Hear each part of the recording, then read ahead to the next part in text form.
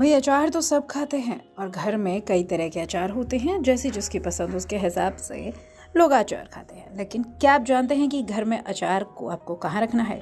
अब इसका जवाब ज़्यादातर लोग कहेंगे भाई किचन में और कहाँ, लेकिन वास्तु के हिसाब से किस दिशा में होना चाहिए अचार का डिब्बा, ये जान लेते हैं।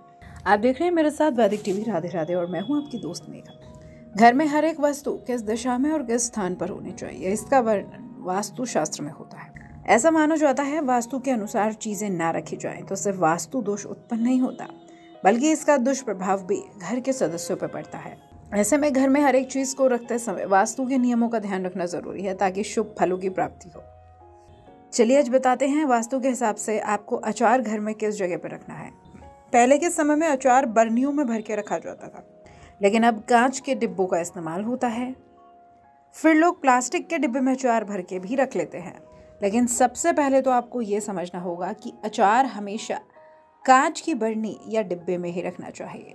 ऐसा इसलिए क्योंकि कांच के बर्तनों को अनाज रखने के लिए शास्त्रों में शुद्ध बताया है, जबकि प्लास्टिक को अशुद्ध और अपवित्र धातु माना जाता है। इसके अलावा ये भी ज़रूरी है कि अचार किस दिशा में रखा गया है। असल में अचार को खटास का प्रतीक कहा जाता है। अचार खट्टा ही होता है। ऐसे में अगर अचार आपने गलत दिशा में रखा है तो इससे पारिवारिक रिश्तों पर बुरा असर पड़ता है। घर के सदस्यों के बीच लड़ाई झगड़ा बन जाता है, रिश्तों में दरार आने लगती है, घर में सामंजस्य बिठाना मुश्किल हो जाता है। इसलिए आपको अचार घर की उत्तर पश्चिम दिशा यानी वायव्य कोण में रखना है। उत्तर दिशा बुध ग्रह की होती है, वहीं पश्चिम दिशा शनि ग्रह की होती है।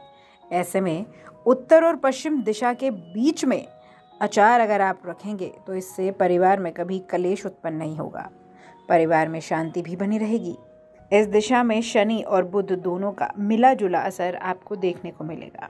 अब हम आपसे बिल्कुल नहीं कह रहे कि आप अपने घर में जो अचार आपने रखा है उसे उठाकर इधर उधर कर दें।